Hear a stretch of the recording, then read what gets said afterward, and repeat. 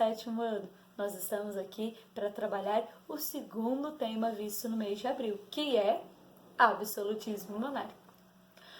O feudalismo, que era um governo marcado pela descentralização, ele teve as suas mudanças entre os séculos XII e os séculos XVI. E este governo, ele deu a formação dos estados nacionais europeus, de forma paulatina. A burguesia foi quem apoiou os reis, porque elas tinham um forte interesse comercial. Precisamos lembrar ainda que a França e a Inglaterra se destacaram neste governo monárquico e que um dos objetivos, uma das funções destes governos era organizar o controle da sociedade e as leis. Nós temos duas formas de governo, que são monarquia e república. A monarquia tem algumas características básicas. Uma delas é o absolutismo, ou seja, o poder soberano dos reis.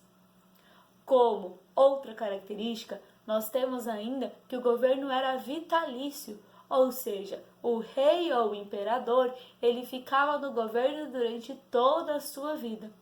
E o processo era feito de forma hereditária, que é a nossa terceira característica, ou seja, ele era sucedido pelo seu filho. Já a república, nós temos a distinção de que é um governo, a própria palavra diz, república, feita por algumas pessoas. E esta república, o governante, ele não fica no poder de forma vitalícia, mas ele fica no poder por um tempo específico, ou seja, por um tempo determinado. Nós temos a este exemplo o nosso presidente da República, que ele fica no poder de 4 em 4 anos.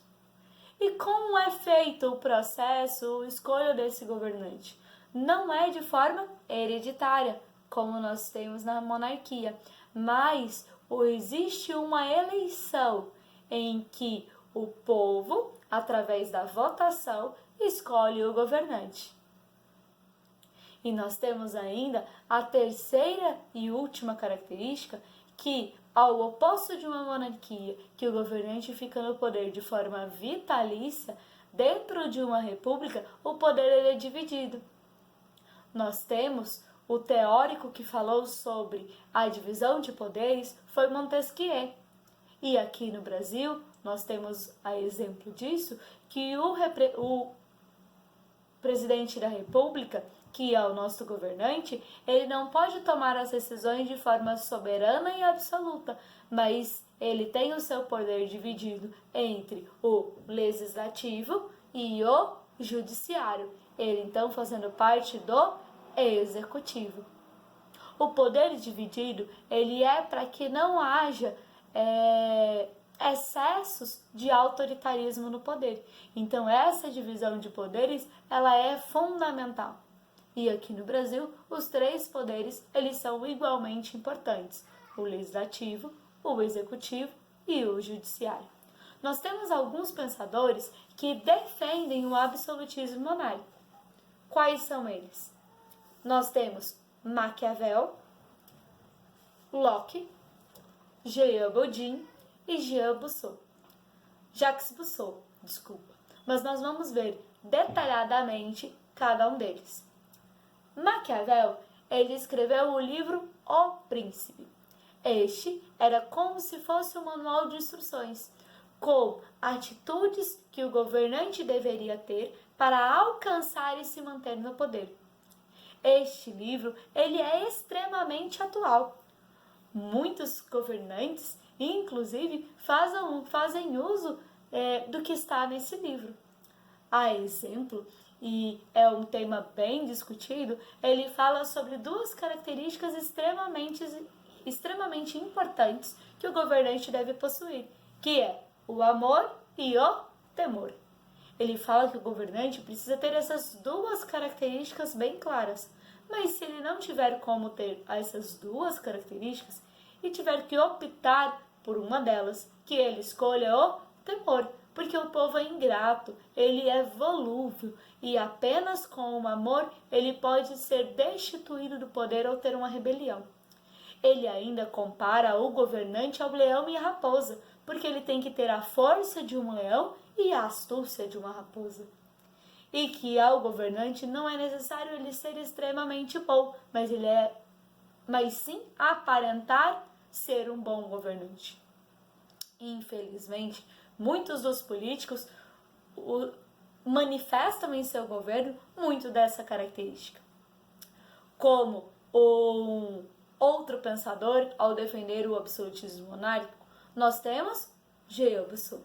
Jean Bossuet, juntamente com Jean Bodin, eles falam sobre a teoria do direito divino dos reis.